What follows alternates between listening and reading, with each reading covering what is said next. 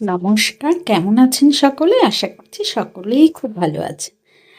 আর আজকে নিয়ে এসেছি নতুন আরেকটি রেসিপি। এমন একটি সবজি যদি পাতে থাকে, সত্যি মন তো ভালো হয়। কালারফুল সবজি দেখতে সবারই মন ভালো হয়, ছোট থেকে বড়। আর খেতেও কিন্তু খুব টেস্টি হয়। এইভাবে প্রথমে ছোট ছোট টুকরো করে কেটে নিয়েছি ব্রোকলিগুলোকে। আর এখানে জল গরম করে আমি একটু হালকা ভাপ দিয়ে নেব। অনেকে ব্রোকলির যে গন্ধটা সেটা পছন্দ করে না, সেজন্য এইভাবে হালকা ভাপ দিয়ে নিলে গন্ধটা চলে যায়। এর সঙ্গে আমি এখানে দিয়ে দেব ওর লম্বা লম্বা করে কেটে রাখা গাজর, এখানে একটু ভাপ দিয়ে নেব ব্রোকলির সঙ্গেই। দেখুন কালারটা এত ভালো লাগছে, ছোট থেকে বড় সবারই এই কালারের প্রতি অ্যাট্রাকশন বেড়ে গিয়ে কিন্তু খাবারটা কি খাবার সেটা দেখে খেতে ইচ্ছা করবে। আর এখানে একটু লবণ দিয়ে দিয়েছি। দেখুন কড়াই বসিয়ে দিয়েছি, কড়াই গরম হলে এখানে আমি একটু সর্ষের তেল দিয়ে দেব। তেলটা গরম হওয়া পর্যন্ত অপেক্ষা করব। তারপর এখানে আমি গরম মশলা, গোটা গরম মশলা ফোড়ন দেব। দুটো এলাচ, একটু দারুচিনি, গন্ধটা বের হওয়া পর্যন্ত অপেক্ষা করব। একটা রসুন কুচি ফোড়নে দিয়ে দিলাম। রসুনটা বেশ ভাজা ভাজা হলে কাঁচা গন্ধটা চলে যাওয়ার পর আমি সেদ্ধ করে রাখা গাজর আর ব্রোকলিটা এই তেলের মধ্যে দিয়ে হালকা নাড়িয়ে নেব। দিয়ে দিচ্ছি পেঁয়াজ। পেঁয়াজটা কুচি করে কাটা নয়, একটা পেঁয়াজকে 4 টুকরো করে তারপর সেখান থেকে পেঁয়াজের পাপড়িগুলোকে সব আলাদা করে নিয়েছি।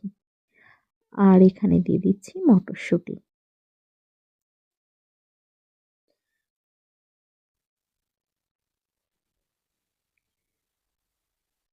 আমি এবার সুন্দর করে সব সবজিগুলোকে ভালো করে নাড়িয়ে নেব।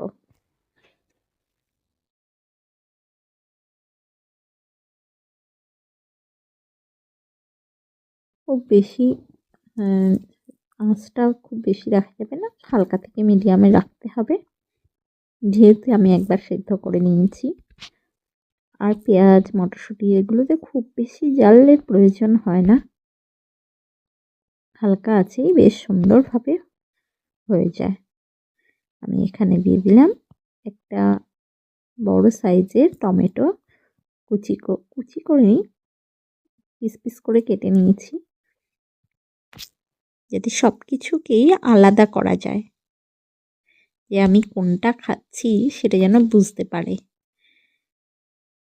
দেখুন কালারটা এত ভালো লাগছে, লাল সবুজ তারপর অরেঞ্জ, মানে সব কিছু মিলেমিশে এরকম একটা সবজি যদি পাতে থাকে মনটাই ভালো হয়ে যাবে।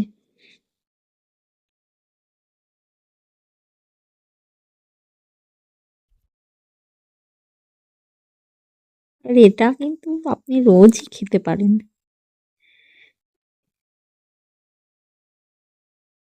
কিন্তু রোজ প্রত্যেকটা জিনিস, একই জিনিস প্রত্যেক দিন আমাদের ভালো লাগবে না, তাই মাঝে মধ্যে একবার হলেও এটা ব্রোকলি সিজনটা থাকতে থাকতে একবার হলেও করে খেয়ে দেখবেন কেমন লাগছে।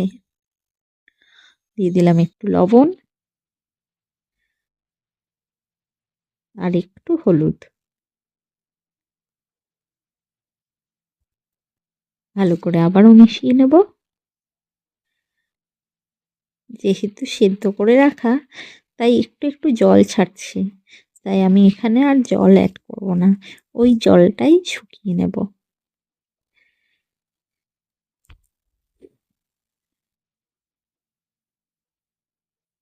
আমি এখানে আলু ব্যবহার করিনি, আপনারা চাইলে আলু ব্যবহার করতে পারেন। এবার দিয়ে দিলাম কাঁচা লঙ্কা।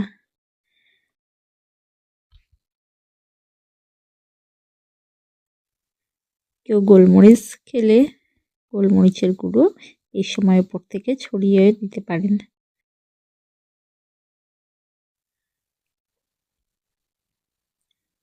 খুব ভালো টেস্ট হয়। একবার বানিয়ে এটি রুটির সঙ্গেও খুব ভালো লাগবে বা পরোটার সঙ্গে, আর ভাতের সঙ্গে তো ভালো লাগবেই। এবার আমি এখানে দিয়ে দিচ্ছি একটু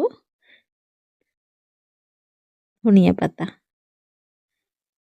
এটা এত ভালো লাগে, মানে খাবারের স্বাদটা এত টেস্টি হয় এইভাবে করলে।